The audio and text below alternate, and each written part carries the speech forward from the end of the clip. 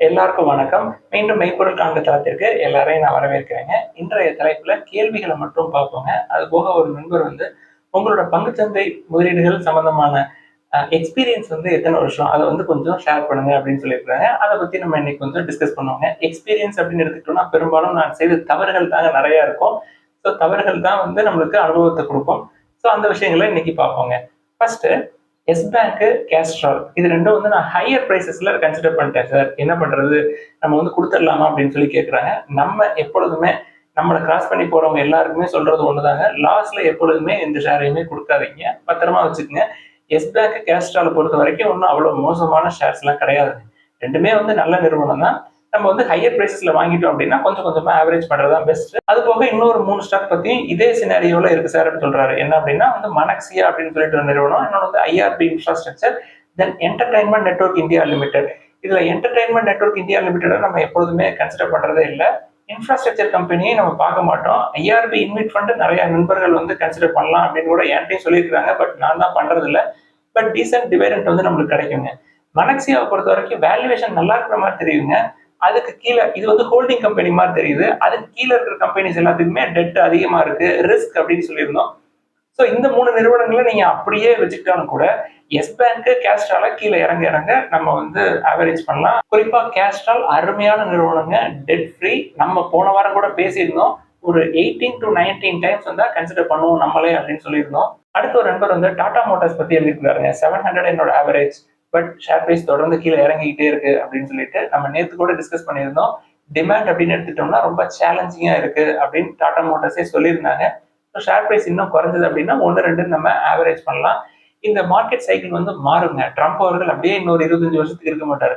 But இனி வரக்கூடிய காலங்களில் ட்ரம்ப் மாதிரியான ஆட்கள் வர்றதுக்காக வாய்ப்புகள் அதிகம். இந்த டேரிஃப் விவகாரங்கள் அப்படின்றது இனி வரக்கூடிய காலங்களில் ட்ரம்ப் அவர்கள் போட்ட டேரிஃபை அடுத்தடுத்து வரக்கூடியவர்கள் கண்டினியூ பண்ணுவாங்க. இந்த 0% டேரிஃப், தென் அமெரிக்கால இன்ட்ரெஸ்ட் ரேட் 0%ல இருந்தது இல்லையா, அதெல்லாம் இனிமே நம்ம எதிர்பார்க்க முடியாது. ஸோ லார்ஜ் கேப்பா நல்ல வேல்யூவேஷன்ல இருக்கப்ப 1-2 கன்சிடர் பண்ணி நம்ம போர்ட்போலியோவை ஸ்ட்ரென்தன் பண்ணிக்கிறதாங்க புத்திசாலித்தனம். இனி வரக்கூடிய காலங்களில் இன்வெஸ்ட்மெண்ட் அப்படின்றது இப்படிதான் இருக்கும். அடுத்து நீங்க இண்டஸ்இண்ட் பேங்கை தொடர்ந்து கன்சிடர் பண்ணிட்டு இருக்கேன்னு சொல்றீங்க சார், but price to earnings 62 times இருக்கு, என்ன காரணம்?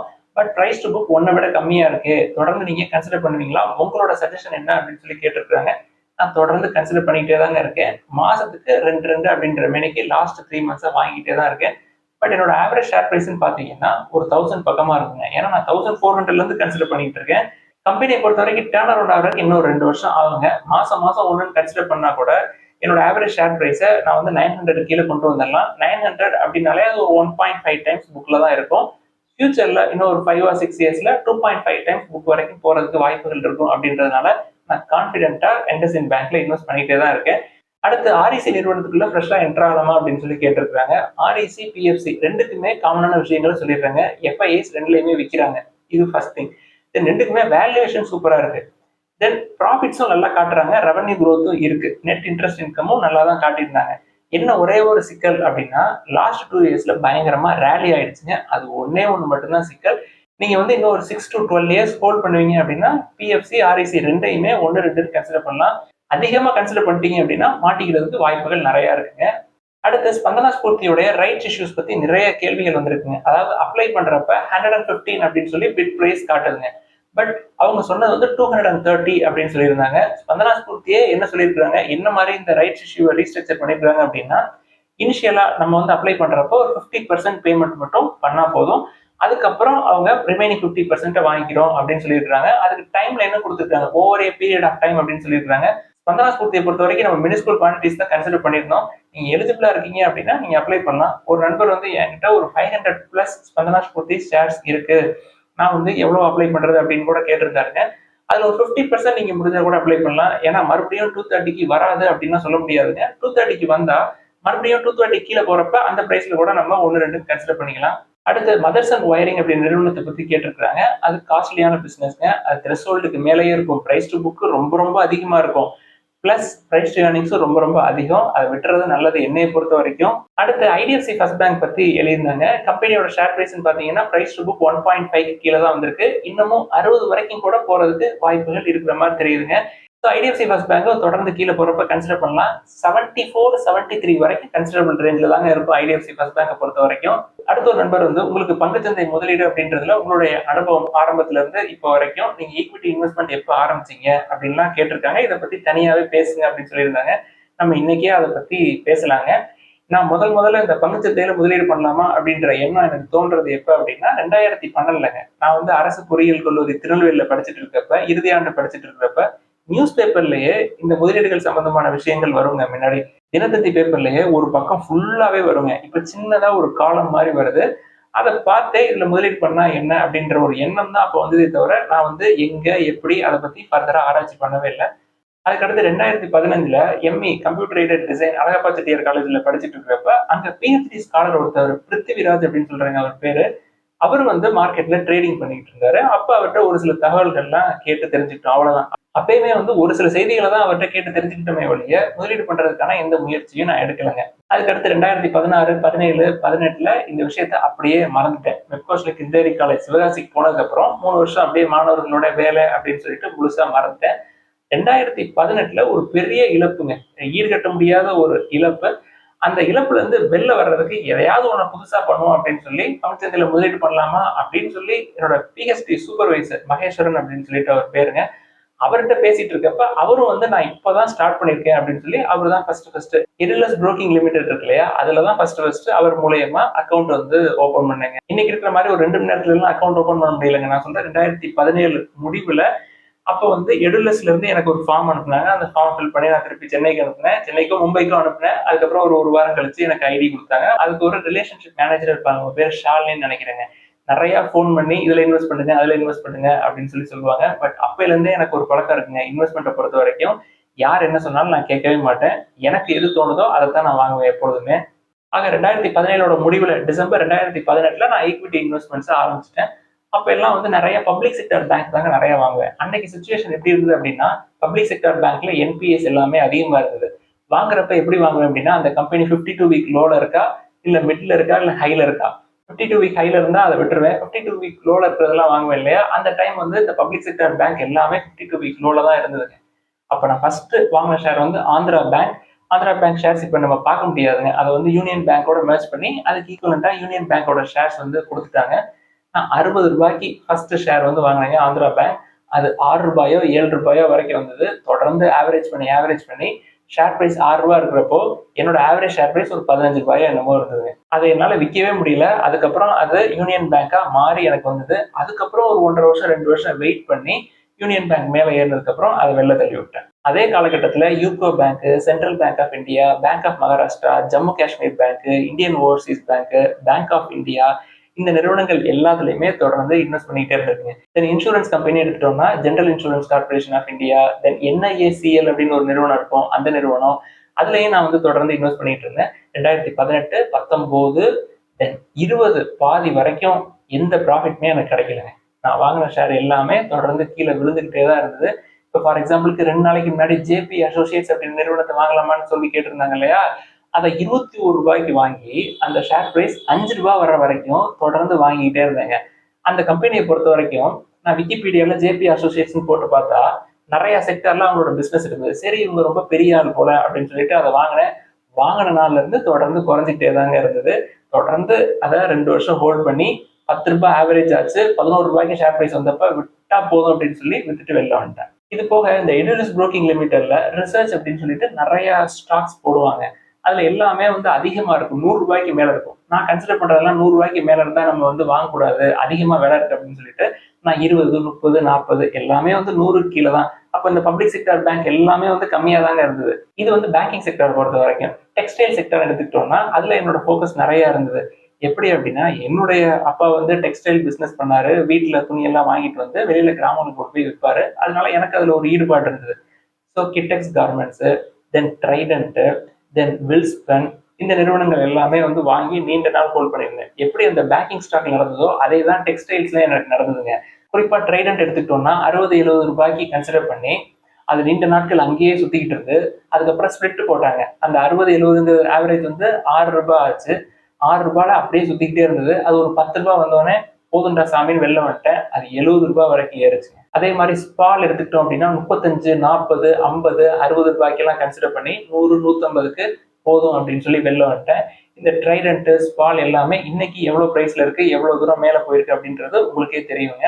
அடுத்து ஃபார்மா ஸ்டாக் எடுத்துக்கிட்டோம்னா சிவன் லைஃப் சயின்ஸ், தென் நெக்டார் லைஃப் சயின்ஸ் அப்படின்றத நான் வாங்கின ஃபர்ஸ்ட் ஃபார்மா ஸ்டாக். அதுக்கப்புறம் பயோகான் அப்படின்ற நிறுவனம், இன்னைக்கு வரைக்குமே பயோகான் நிறுவனத்தை நான் ஃபாலோ பண்ணிட்டு தான் இருக்கேன், ஹோல்ட் பண்ணிட்டு தான் இருக்கேன். பட் அன்னைக்கு நான் பயோகானை வாங்கினதுக்கு என்ன காரணம் அப்படின்னா, அவங்க ரிசர்ச்ல பயோகானை பத்தி போட்டிருந்தாங்க. பட் இந்த ப்ரொமோட்டர்ஸ் வந்து கிரண் ஷா அவர்கள், அவங்க நல்ல ப்ரொமோட்டர், பயோசிமிலர் பிசினஸ் அப்படின்லாம் தெரியாதுங்க. அன்னைக்கு நான் வாங்குறப்ப பயோகானை வாங்குறப்ப அவங்க பயோசிமிலர் பிசினஸ்லாம் அக்வேர் பண்ணல. பயங்கரமான ப்ராஃபிட் காட்டினாங்க, சூப்பரா போனஸ் எல்லாம் கொடுத்தாங்க, டிவிடெண்ட் எல்லாம் கொடுத்துட்டு இருந்தாங்க. 2018க்கு முன்னாடி நினைக்கிறேங்க. அதுக்கப்புறம் தான் அவங்க பயோசிமிலர் பிசினஸ் வாங்கி நிறைய கடன் வாங்கி கடன் இன்னுமே திருப்பி கட்டிக்கிட்டு இருக்காங்க. இப்பயுமே பயோகானை பொறுத்த வரைக்கும் கடன் மட்டும்தாங்க சிக்கல், மற்றபடி சூப்பரான பிசினஸ், சூப்பரான ப்ரொமோட்டர்ஸ், நல்ல க்ரோத் ப்ராஸ்பெக்ட்ஸும் இருக்கு. இதுல என்ன விசேஷம் அப்படின்னா, எனக்கு சுவன் லைஃப் சயின்ஸ்லயோ நெக்டார் லைஃப் சயின்ஸ்லயோ பயோகான்லயோ பெரிய ப்ராஃபிட் எதுவுமே கிடைக்கலங்க. நான் உள்ள போய் சிக்கினது தான் மிச்சம். பயோகானை பொறுத்த வரைக்கும் 320 ஆர் 25 ரேஞ்சில் உள்ள போய் அது 190 வர்ற வரைக்கும் வச்சிருந்து கண்டினியூஸா ஆவரேஜ் பண்ணி என்னோட ஆவரேஜ் ஷேர் ப்ரைஸை குறைச்சு மறுபடியும் 300 வந்தோடனே கொடுத்ததுக்கு அப்புறம் தான் பயோகான்ல ப்ரொமோட்டர், இப்படி நல்ல ப்ரொமோட்டர் இருக்கிறாங்க, அது நல்ல கம்பெனி அப்படின்லாம் தெரிஞ்சதுக்கு அப்புறம் மறுபடியும் 250 கீழே வந்தப்ப அதை நான் கன்சிடர் பண்ணேங்க. அதெல்லாம் தெரிஞ்சுக்கிட்டு அடுத்த கேபிள் செக்டர் பத்தி கேட்கிறப்ப எல்லாம் அதுல கேர்ஃபுல்லா இருங்க அப்படின்னு எப்பொழுதுமே சொல்லுவேன் இல்லையா. அதுக்கு காரணம் என்ன அப்படின்னா, சிஎம்ஐ கேபிள்ஸ் அந்த நிறுவனத்துல எனக்கு பெரிய பல்புங்க. அதாவது நீண்ட ஆண்டுகள் ஹோல்ட் பண்ணி அதை கஷ்டப்பட்டு வெளில வந்தேன். அதே மாதிரி ஹேத்வே அப்படின்னு நிறுவனத்திலையும் பெருசா எதுவும் கிடைக்கல. ஸோ அதனாலதான் கேபிள் செக்டாருக்குள்ள நம்ம போகக்கூடாது, அதுவும் காஸ்ட்லியான பிசினஸ் தான், அதுலயும் ரிஸ்க் ஜாஸ்தி அப்படின்றது அதுக்கப்புறம் தான் தெரிஞ்சது. அடுத்து எஃப்எம்சிஜி எடுத்துக்கிட்டோம்னா எனக்கு ஐடிசி பத்தி தாங்க ஃபர்ஸ்ட் தெரிஞ்சது. ஐடிசி வந்து நான் பார்த்தப்போ ஒரு 150 to 200 ரேஞ்சில் இருந்தது. பட் ஃபியூச்சர் கன்சியூமர் அப்படின்னு சொல்லிட்டு ஒரு நிறுவனம் 10,000 கோடி மார்க்கெட் கேப்ல 70 ரூபாய்க்கு இருந்தது. ஸோ இதுவும் வந்து நல்ல கம்பெனியாக தான் இருக்கும் அப்படின்னு சொல்லிட்டு, ப்ரொமோட்டர் யாருன்னு தெரியாம, எவ்வளவு கடன் இருக்கு, என்ன பிசினஸ் எதுவுமே தெரியாம, இதுவும் எஃப்எம்சிஜி தானே அப்படின்னு சொல்லி இதை கன்சிடர் பண்ணி அந்த ஃபியூச்சர் கன்சியூமர் 10 ரூபாய், 5 ரூபாய், 2 ரூபாய்க்கு எல்லாம் வந்தது. அச்சோ, எஃப்எம்சிஜில ஃபியூச்சர் கன்சியூமரை நம்ம தப்பா செலக்ட் பண்ணிட்டோம், ஐடிசி நல்ல ஆப்ஷனா இருக்குமே அப்படின்னு சொல்லி எனக்கு தெரிய வர்றப்ப அது 220 ரூபா வந்துருச்சு. சரி, இப்பயும் ஒண்ணு கெட்டு போடன்னு 220 ரூபால தொடர்ந்து நம்ம கொஞ்சம் கொஞ்சமா அக்யூமுலேட் பண்ணிட்டே இருந்தோம். ஒரு 6 மாசம் 220லயே இருந்தது. அப்புறம் 7 மாசம் 8 மாசம் 220, 240, திருப்பி 220 இப்படியே வந்துகிட்டே இருந்தது. இது சரி வராது அப்படின்னு சொல்லிட்டு அதை கொடுத்துட்டேன். கொடுத்ததுக்கு அப்புறம் நேரம் 500 வரைக்கும் நான் ஸ்டாப் ரேலிங்க. அடுத்து பேப்பர் செக்டர் எடுத்துக்கிட்டோம்னா அதுல 2 ஸ்டாக்ங்க. ஒன்று வந்து ஜென்சஸ் பேப்பர் அண்ட் போர்ட்ஸ், அது ஒன்று. இன்னொன்று வந்து பல்லர்பூர் இண்டஸ்ட்ரீஸ். இப்போ நிறைய பேர் பேப்பர் செக்டரை பத்தி கேட்குறாங்களே, தொடர்ந்து பேப்பருக்கான டிமாண்ட் இருக்கும், எஜுகேஷன் செக்டர்ல பேப்பருக்கு ஒரு டிமாண்ட் இருக்கும் அப்படின்னு சொல்லி நானாவே பயாஸ்டா நிறைய, அதாவது நம்ம ஒரு முடிவு எடுத்துட்டு அதுக்கு ஏற்ற மாதிரியான டிசிஷன்ஸை நம்மளே எடுத்துக்கிறதுங்க, பயாஸ்டா இருக்கிறது. எடுத்துக்கிட்டு இதை ரெண்டையுமே கன்சிடர் பண்ணேன். ரெண்டுமே அப்படியே 10 ரூபாய்க்கு பல்லர்பூர் இண்டஸ்ட்ரீஸை கன்சிடர் பண்ணி அது 10 பைசா வரைக்கும் வந்துச்சு. அடுத்து ஜென்சஸ் பேப்பர்ஸ் அண்ட் போர்டு 15 ரூபாய்க்கு கன்சிடர் பண்ணி அது 5 ரூபாய், 2 ரூபாய், 3 ரூபாய்க்கு வந்து மறுபடியும் 15 ரூபாய் வரைக்கும் வெயிட் பண்ணி வெளில வந்தாச்சு.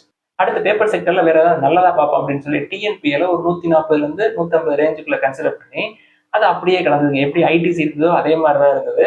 இது சரி வராது அப்படின்னு சொல்லி ஒரு 155, 160 வந்த உடனே நம்ம கொடுத்துட்டோம். கொடுத்ததுக்கு அப்புறம் அது 250, 300 வரைக்கும் போச்சு. அதாவது 2 விதமான கேசஸ் இருக்குங்க இதுல. ஒண்ணு வந்து கம்பெனியோட ஃபண்டமெண்டல்ஸ், அவங்களோட பிசினஸ் என்ன, ப்ரொமோட்டர் என்ன அப்படின்னு தெரியாம கன்சிடர் பண்ணி அந்த ஷேர் பிரைஸ் எல்லாமே லோயர் லெவலுக்கு வந்தது ஒரு பக்கெட்டு. தென் ஒரு சில கம்பெனிஸ் நல்ல கம்பெனிஸாவும் கன்சிடர் பண்ணி அவங்களோட பிசினஸ் என்ன, அவங்களோட ப்ரொமோட்டர் என்ன இதெல்லாம் பார்க்காம, அவங்களோட அவுட்புட் ரிசல்ட்ஸ் எல்லாம் தெரியாம ஒரு 6 மாசம் 1 வருஷம் அப்படியே ஹோல்ட் பண்ணிட்டு திருப்பி பொறுமை இல்லாம அதெல்லாம் கொடுத்ததுக்கு அப்புறம் அந்த பிசினஸ் எல்லாமே பயங்கரமா ஆப்போசிட் டைரக்ஷன்ல ஏறிச்சுங்க. அடுத்து ஆட்டோ செக்டர் எடுத்துக்கிட்டோம்னா அதே மாதிரிதாங்க. அப்ப மஹேந்திரா, தென் டாடா மோட்டார்ஸ் எல்லாமே ரொம்ப காஸ்ட்லியா இருந்தது. அதனால ரிக்கோ ஆட்டோ அப்படின்ற நிறுவனத்தை கன்சிடர் பண்ணியிருந்தேன். அதுவும் நான் கன்சிடர் பண்ணதுக்கு ஆரம்பிச்சதுக்கு அப்புறம் தொடர்ந்து குறைஞ்சிட்டே வந்தது. நானும் சலிக்காம ஆவரேஜ் பண்ணுவேன் எப்பொழுதும் போல. இந்த தப்பை எப்பொழுதுமே பண்ண மாட்டேன். குறைஞ்சது அப்படின்னா குறையுது அப்படின்னு சொல்லி ஃபீல் பண்ணவே மாட்டேன். குறைய குறைய நான் வந்து கேபிட்டல இன்ஃபியூஸ் பண்ணிக்கிட்டே இருப்பேன் தாராளமா.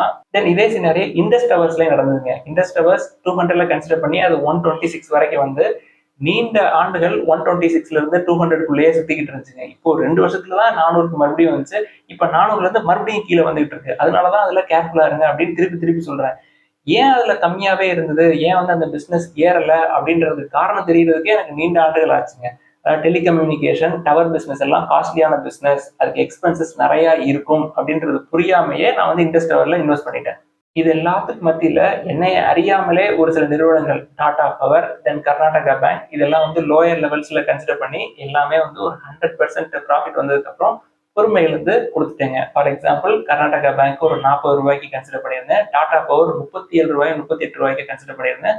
அது எல்லாமே 100 பார்த்த உடனே பொறுமை இல்லை, ஓகே இவ்வளவு தூரம் வந்துட்டோம் போயிட்டு வாங்க அப்படின்னு சொல்லி கொடுத்துட்டேன். நான் கொடுத்ததுக்கு அப்புறம் இன்னைக்கு பிரைஸ் எப்படி அப்படின்றது எல்லாருக்குமே தெரியும். நான் ஒவ்வொரு தடவையும் ஷேரை கன்சிடர் பண்றப்ப என்ன மாதிரியான மைண்ட் செட் எனக்கு அப்ப எல்லாம் இருக்கும் அப்படின்னா, அச்சோ இந்த டயத்துல அதை நம்ம கன்சிடர் பண்ணலாம் அப்படின்னா திருப்பி இந்த பிரைஸ்ல கிடைக்கவே கிடைக்காது, உடனே மேல ஏறி மேல போயிடும் அப்படின்ற மைண்ட் செட் எனக்கு எப்பொழுதுமே இருந்துகிட்டே இருந்துச்சுங்க. இது வந்து 2021 வரைக்குமே இருந்தது.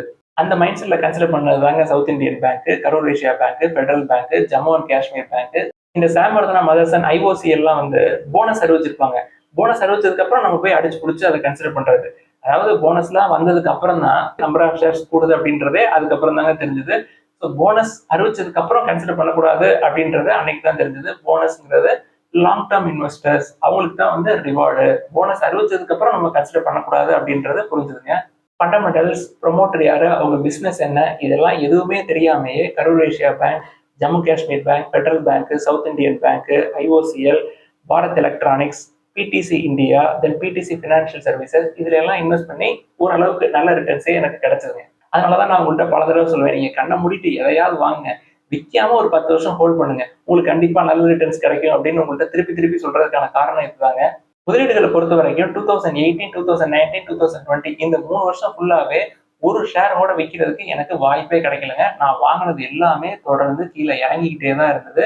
இப்ப வித்தேன்னு சொன்ன இல்லையா, அது எல்லாமே கோவிட் டயத்துல மார்க்கெட் பயங்கரமா கீழே இறங்கிட்டு மறுபடியும் மேல ஏறுச்சு இல்லையா, அப்பதான் என்னால இந்த ஷேர்லாம் கொடுத்துடலாம் அப்படின்ற ஒரு முடிவுக்கு வந்தேன். கொடுத்ததுக்கு அப்புறம் எல்லாம் பயங்கரமா மேல ஏறிடுச்சு. அதுக்கப்புறம் தான் எனக்கு புரிய ஆரம்பிச்சதுங்க, நம்ம வந்து ஒரு ஷேரை கன்சிடர் பண்றோம். அதாவது 2018 ஒரு ஷேரை வந்து கன்சிடர் பண்ணியிருந்தோம். 3 வருஷம் வெயிட் பண்ணோம். அதாவது தொடர்ந்து இறங்க இறங்க இறங்க ஆவரேஜ் பண்ணிக்கிட்டே இருந்தோம். அது திருப்பி என்னோட ஆவரேஜ் ஷேர் பிரைஸை டச் பண்ணதுக்கு அப்புறம் ஒரு நாள் கூட வெயிட் பண்ண முடியலையே நம்மளால. 3 வருஷம் வெயிட் பண்ணமே, இன்னொரு 3 மாசம் 4 மாசம் வெயிட் பண்ணியிருந்தா கூட நம்மளுக்கு ஒரு 25 to 50% ரிட்டர்ன்ஸ் கிடைச்சிருக்குமே அப்படின்னு அதுக்கப்புறம் தாங்க தோணுச்சு. ஸோ பொறுமையா நம்ம இல்ல, பொறுமை இழந்து இருக்கோம். மார்க்கெட்ல இன்வெஸ்ட் பண்ணணும் அப்படின்னா பொறுமை ரொம்ப ரொம்ப முக்கியம் அப்படின்றது அதுக்கப்புறம் தாங்க தெரிஞ்சிச்சு. அதையும் நான் உங்கள்கிட்ட பல தடவை சொல்லியிருக்கேன். அதாவது அந்த ஷேர் வந்து இறங்க இறங்க எவ்வளவு பொறுமையா இருந்தீங்களோ அதே மாதிரி அந்த ஷேர் வந்து மேல ஏறுறப்ப அதை விட அதிகமா நம்ம பொறுமையா இருக்கணும் அப்படின்றதான் நான் திரும்ப திரும்ப வற்புறுத்துவேன் எல்லாத்துக்கிட்டையும். 2 விஷயம் முக்கியமா எனக்கு புரிஞ்சு போச்சுங்க. முதலீடுகளை பொறுத்த வரைக்கும் பயம் அப்படின்றது சுத்தமா இருக்கவே கூடாது. தென் பேஷன்ஸ், பொறுமை ரொம்ப ரொம்ப முக்கியங்க. இது ரெண்டும் இல்லை அப்படின்னா இன்வெஸ்ட்மெண்ட்டுக்கு நான் லாய்க்கே இல்லை அப்படின்ற விஷயம் எனக்கு 2021 தெரிஞ்சு போச்சு. இப்ப பயம் வந்து நம்மளுக்கு வரக்கூடாது, பொறுமை நம்மளுக்கு வேணும். அப்படின்னா என்ன பண்ணணும், எதை தெரிஞ்சுக்கிட்டா இது ரெண்டும் வராம இருக்கும் அப்படின்றதுதான் அடுத்த ஸ்டெப்பா போச்சுங்க. 2021 அப்புறம் தான் ஒரு ஷேர் வந்து நம்ம கன்சிடர் பண்ணோம் அப்படின்னா நம்ம அந்த ஷேர்ல, அந்த கம்பெனில, அந்த பிசினஸ்ல நம்ம பார்ட்னர் ஆகுறோம். நம்ம வந்து எவ்வளவு தூரம் அந்த கம்பெனில ஷேர்ஸ் அக்யூமுலேட் பண்ணிக்கிட்டே இருக்கிறோமோ நம்மளோட பெர்சன்டேஜ் ஆஃப் ஸ்டேக் அந்த கம்பெனில கூடிக்கிட்டே இருக்கும். நம்ம வந்து அது கூட ஒரு பார்ட்னர்ஷிப் போட்டுருக்கோம். நம்ம வந்து ஒரு ஷேரை வாங்கிட்டு உடனே அதை வித்துட்டோம் அப்படின்னா அந்த கம்பெனியோட growth அப்படின்றது நமக்கு கிடைக்காம போயிடும். அதனால நம்ம வந்து ஒரு 6 to 12 years, அதாவது 2 பிசினஸ் சைக்கிள் கண்டிப்பா நம்ம ஹோல்ட் பண்ணணும். அப்பதான் அந்த பிசினஸ்ல கிடைக்கிற ப்ராஃபிட் நம்மளோட ஷேர் பிரைஸ்ல அப்ரிஷியேட் ஆகும் அப்படின்றத புரிஞ்சுக்கிறதுக்கு எனக்கு ஒரு 4-5 வருஷம் ஆயிடுச்சுங்க. எப்படி இந்த புரிதல் வந்தது அப்படின்னா, இன்டெலிஜென்ட் இன்வெஸ்டர் அப்படின்ற புத்தகத்தை படிக்க ஆரம்பிச்சு அதுக்கப்புறம் லேர்ன் டு ஏர்ன், அதுக்கப்புறம் இந்த காம்பவுண்ட் எஃபெக்ட், ரொம்ப ரொம்ப முக்கியமான புத்தகங்க அந்த காம்பவுண்ட் எஃபெக்ட். அடுத்து மார்கன் ஹவுஸ்ல எழுதுன தி சைக்காலஜி ஆஃப் மணி, அடுத்து the most important thing by Howard Marks. இந்த புத்தகம், இந்த 5 புத்தகங்களுமே வந்து என்னோட இன்வெஸ்ட்மெண்ட் ஸ்ட்ராட்டஜி, என்னுடைய பொறுமை, என்னுடைய ஃபியர் எல்லாத்தையுமே அப்படியே தலைகீழ மாத்தி போட்டுருச்சுங்க. 2023 அப்புறமே எந்த ஷேரை நம்ம கன்சிடர் பண்ணாலும் அதை வந்து விற்கக்கூடாது, அந்த கம்பெனியில் நம்ம பார்ட்னர்ஷிப் எடுக்கிறோம், ஒரு 2 பிசினஸ் சைக்கிளாவது ஹோல்ட் பண்ணோம் அப்படிங்கிற முடிவுக்கு வந்துட்டேங்க. இந்த நாலேஜ் எல்லாம் வந்து ஒரு 2 இயர்ஸ் ஆச்சுன்னு இதை பத்தி ஃபுல்லா தெரிஞ்சுக்க. 2021 இருந்து 2023 வரைக்கும் ஃபுல்லாவே ஸ்டடிஸ் தான் நிறைய போச்சு. இதுல 2021 இருந்து 2023 இந்த பீரியட் இருக்கு இல்லையா, நம்ம அப்பதான் படிக்க ஆரம்பிச்சோம். அந்த படிக்கிற விஷயம் எல்லாத்தையுமே போய் கிளாஸ்ல, இப்போ நான் வந்து மெக்கானிக்கல் இன்ஜினியரிங் ஸ்டாஃபா இருந்தேன், மெக்கானிக்கல் சப்ஜெக்ட் எடுப்பேன். சப்ஜெக்ட் நடத்துறதுக்கு முன்னாடி ஒரு 10 to 15 மினிட்ஸ் வந்து இந்த புக்ல படிச்ச விஷயம் எல்லாத்தையுமே போய் ஸ்டூடெண்ட்ஸ்கிட்ட ஷேர் பண்றது. நீங்களும் வந்து இன்வெஸ்ட் பண்ணணும், 18 வயசுலயே ஆரம்பிச்சிடணும், என்னை மாதிரி 28 வயசுல ஆரம்பிக்க கூடாது. 18 வயசுலயே ஆரம்பிச்சீங்க அப்படின்னா 28 வயசுல 5000 ரூபாய் மாசம் மாசம் போடுறதுக்கு 18 வயசுல நீங்க 500 ரூபாய் போட்டாலே போதும் அப்படின்னு சொல்லி அவங்கள கொஞ்சம் கொஞ்சமா இன்வெஸ்ட்மெண்ட்டுக்கு ஸ்டார்ட் பண்ண சொன்னோம். பட் எத்தனை பேர் பண்ணாங்க அப்படின்னு தெரியல எனக்கு.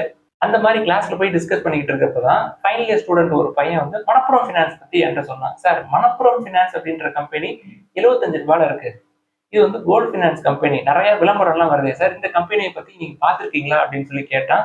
அப்ப எல்லாம் வேல்யூவேஷன்ஸ் எல்லாம் பார்க்க தெரிஞ்சிச்சுங்க. 2022, 23 எல்லாம் நல்ல வேல்யூவேஷன்ல இருந்தது.